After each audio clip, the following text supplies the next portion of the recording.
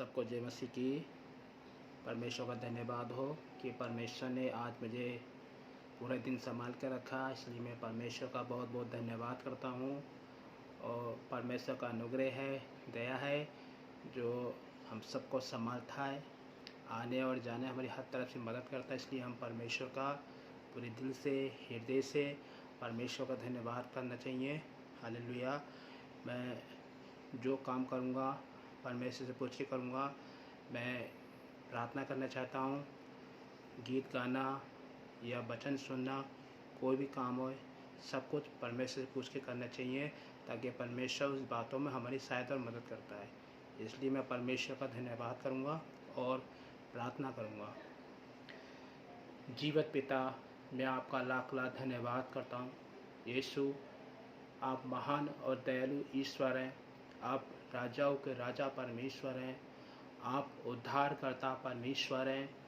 आपने सारे मनुष्यों का पाप अपने ऊपर लिया, इसलिए पिता मैं आपका लाख लाख धन्यवाद करता हूँ। यीशु, दयालु परमेश्वर, आपने कहा है तुम सारे जगत में जाके मेरा शुभ संदेशा हर अन्य जाति बीच में होना चाहिए। पिता मैं आपका बहुत बहुत धन्यवाद करता हूँ। यीशु, जिस तरह से अन्य जाति में परमेश्वर आपने मुझे निकाला, मेरे पिता अभी बहुत लोग हैं जो अन्य जाति के लोग में फंसे हुए हैं। पिता उन्हें भी निकालने के लिए सहायता मदद करना। पिता प्रभु, फिर से मैं आपका धन्यवाद करता हूँ। यीशु, वचन से बुद्धि से भरना पिता, अपनी पवित्र आत्मा से भरना। यीशु, आप महान और दयालु ईश्वर, आपका धन्यवाद करते हैं पिता।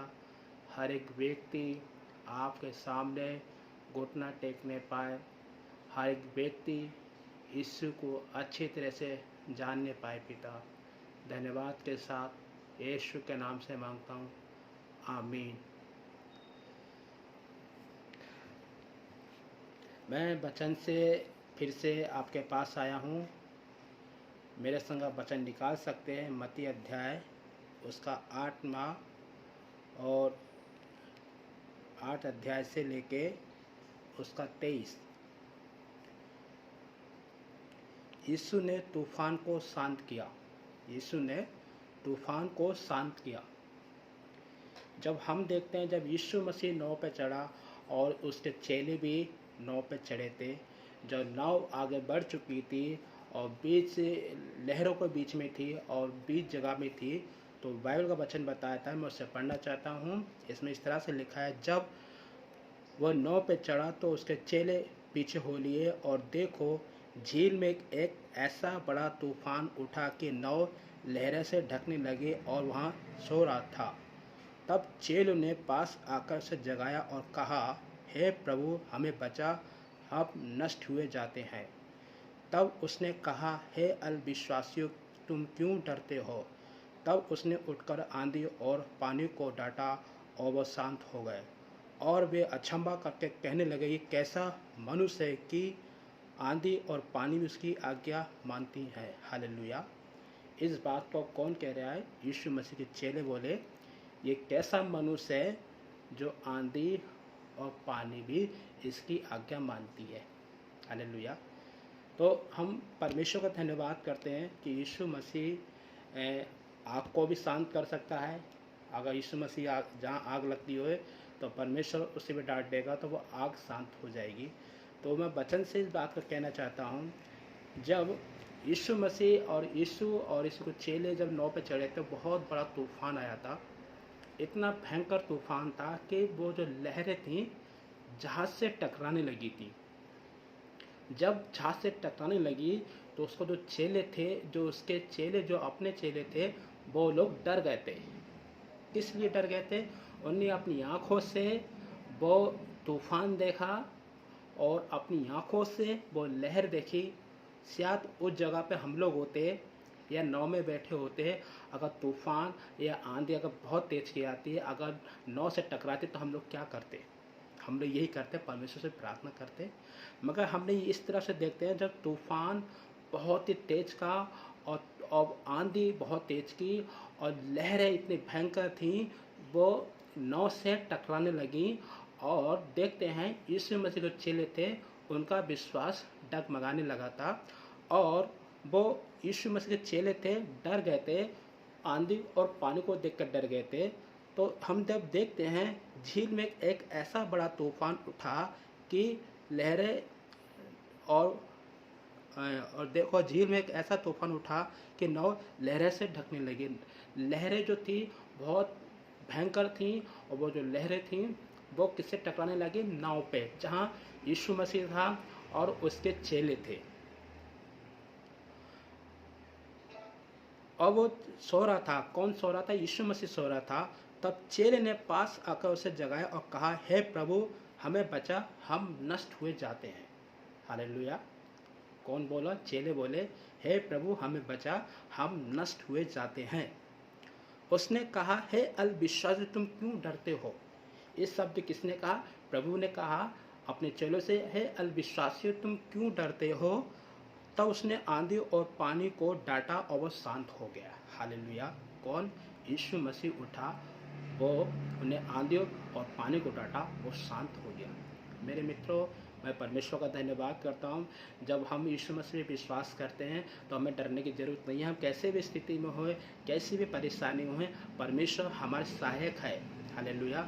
परमेश्वर हमारे जीवन उद्धार करता परमेश्वर है। हम चाहे किसी काम में हो, किसी चीज़ में होए, हर बातों में हमें परमेश्वर का धन्यवाद करना चाहिए। तब हम देखते हैं और अचंभा करके कहने लगा, ये कैसा मनुष्य की आंधी और पानी उसकी आज्ञा मानती है। कौन बोला? यीशु मसीह के चेले थे, वो डर गए और अचंभा करके कहने लगे। उन्हें अपनी आंखों से उस नाव को, उस अपनी आंखों से तूफान को देखा था। उन लोगों ने अपनी आंखों से वो लहरें ऐसी भयंकर देखी जो उनके अंदर डर समा गया। तो वो कहने लगे और अचंभा करने लगे कि कैसा मनुष्य के पानी और आंधी इसकी आज्ञा मानती है। हालेलुया। परमेश्वर का बहुत बहुत धन्यवाद हो।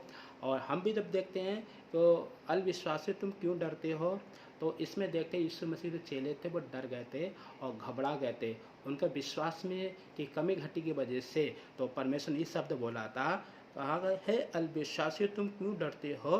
तब उसने उठकर पानी और आंधी को डांटा और वो शांत हो गए। हालेलुया। तो हमें डरने की ज़रूरत नहीं है। वचन हमें साफ साफ बताता है हम परमेश्वर से प्रार्थना करने चाहिए। जिस तरह से यीशु मसीह ने पानी को डांटा और आंधी को डांटा, सब शांत हो गया। परमेश्वर से काम, कोई अद्भुत रीति से काम करने वाला परमेश्वर है। वो पानी पे चलने वाला परमेश्वर है। उसकी आज्ञा मानने वाला पानी भी है, उसकी आज्ञा मानने वाला तूफान भी है। हालेलुया। तो हम परमेश्वर का बहुत बहुत धन्यवाद करना चाहिए कि परमेश्वर हमारा जीवित है। आज भी परमेश्वर संत है जो 24 साल रही है, आज भी हमारा परमेश्वर साथ है। हम कहीं भी जाएं तो परमेश्वर हमारी आने और जाने बहुत मदद करता है। हालेलुया। हम देखते हैं कि हम लोग जो हैं एक अन्य जाति से निकले हुए लोग हैं। हम लोग प्रभु को नहीं जानते थे, मगर परमेश्वर को जो हमने जाना तो लगा हाँ सच्चा खुदा एक ही है, वो केवल परमेश्वर है जो हमारी आने और जाने में मदद करता है। हालेलुया। परमेश्वर का बहुत बहुत धन्यवाद हो। वचन से मैंने सीखा और मुझे बहुत अच्छा लगा कि परमेश्वर ने पानी को और पानी को और तूफान को डांटा और वो सब शांत हो गए। हालेलुया। परमेश्वर बहुत दयालु और परमेश्वर है, इसलिए हम जैसे भी होए परमेश्वर से प्रार्थना करना चाहिए। जैसे भी आफत में होए परमेश्वर से प्रार्थना करना चाहिए। प्रार्थना है परमेश्वर सारे बंधनों को तोड़ती है। मैं एक वचन और पढ़ना चाहता हूँ। उस तरह इसमें लिखा है लूका अध्याय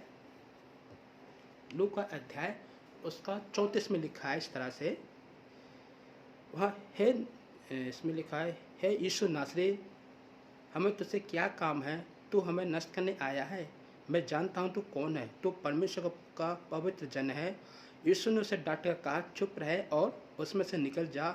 दुष्ट आत्मा उससे बीच में से पटक कर बिना हानि पहुँचाए उसमें से निकल गई और इस पर सबको अचंभा हुआ और वो आपस में बात करके कहने लगी, कैसा वचन है कि वो आंधी और अधिक सामर्थ्य को, अशुद्ध आत्मा को भी आज्ञा देता और वो उसकी आज्ञा मानती है। हालेलुया। हम जब देखते हैं परमेश्वर किससे डांटता है? शैतानी आत्मा को। परमेश्वर किससे डांटता है? दुष्ट आत्मा को। जो दुष्ट आत्मा और जो शैतानी आत्मा है वह यीशु मसीह को जानती हैं।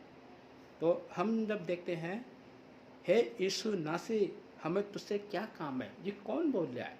ये दुष्ट आत्मा बोल रही है जो एक व्यक्ति के अंदर में घुस गई थी। क्या तू हमें नष्ट करने आया है? ये कौन बोली? दुष्ट आत्मा बोलनी थी। हमें तुझसे क्या काम है? तू परमेश्वर का पवित्र जन है। ये कौन बोल रहा है? दुष्ट आत्मा बोलने खुद बोल रही है। तू परमेश्वर का पवित्र जन है, यीशु मसीह। यीशु मसीह कौन है? पवित्र परमेश्वर है। और दुष्ट आत्मा खुद बोले तो हमें क्या नाश करने आया है? तो मैं जानती हूँ तू कौन है। यीशु मसीह पवित्र जन है। हालेलुया। तो हमें किसी बात से डरने की जरूरत नहीं है। परमेश्वर को वो सब जानती हैं। तो हमें परमेश्वर की आराधना आत्मा और बुद्धि से करना चाहिए और किसी बात से नहीं डरना चाहिए। उसकी आराधना निरंतर हमारे मुँह से होती रहेगी। हम ड्यूटी पे होए, कहीं भी होए, परमेश्वर की आराधना और स्तुति करना चाहिए।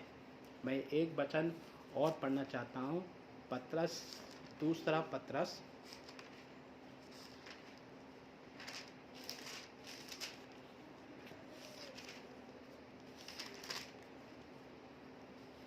इसमें दूसरा पत्रस 4 में लिखा है,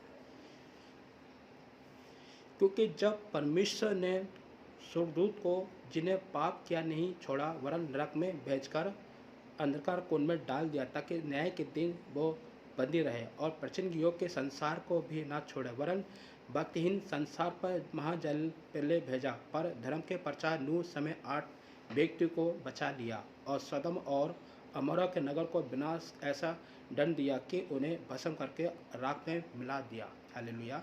हम देखते हैं जब प्रभु ने जब नूह को चुना था तो नूह को दर्शन दिया था तो जहाज बनाना, और जहाज बनाने काफ़ी समय लगा। ये नहीं एकदम बन गया, बहुत समय लगा। नूह बूढ़ा भी हो गया था। तो नूह ने एक आज्ञा मानी और नूह परमेश्वर सामने बहुत अच्छा और धर्मी था। तो परमेश्वर ने सारी बात उससे मानना सिखाई और ने उस बात को माना। तो हम देखते हैं नूह के जमे में खाली 8 ही लोग बचे थे।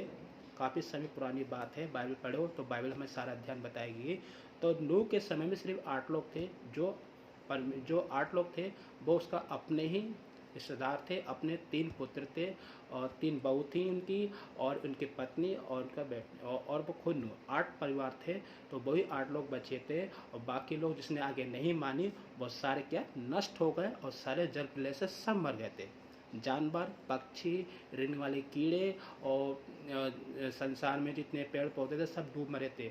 और 15 हाथ और बढ़ के और ऊपर जितने बड़े बड़े पहाड़ थे वो सब डूब गए और सब 15 हाथ और बढ़ गया था। तो हम देखते हैं नूह के समय में क्या हुआ, जल प्रलय से पूरी दुनिया नष्ट हुई थी। काफ़ी 8 ही लोग बचे थे। उस 8 लोग के द्वारा आज संसार में देखते हैं अरबों लाखों के हिसाब से इंसान हैं। तब यीशु मसीह हमें आएगा तो पतरस पौलुस बताते हैं कि जब यीशु मसीह आएगा तो क्या होगा, गंधक और आग से दुनिया नष्ट होगी। इस बात को परमेश्वर के दास पतरस ने लिखा है। तो मेरे पास जो बाइबल है, मैं देखो ये बाइबल है, मैं बाइबल इसलिए पढ़ रहा हूँ। तो ये बाइबल जब बाइबल पढ़ते हैं तो हमें सारे ज्ञान और बुद्धि देती है और हमें पाप से बचाती है। मैं ये नहीं कह रहा हूँ कि हमने पाप नहीं किया है। हम वचन में लिखा है, पवित्र अध्याय में लिखा है, हम पापी ही थे और पापी ही हैं, क्योंकि हम लोग शरीर में हैं। तो इसलिए हम नहीं जानते हमारे जीवन में कब पाप आ जाएगा। परमेश्वर का धन्यवाद हो कि परमेश्वर ने वचन से परमेश्वर से भी बात की है। अगर कोई गलती हुई है तो मैं आपसे क्षमा मांगता हूँ। God bless you. जय मसीह की। Praise the Lord.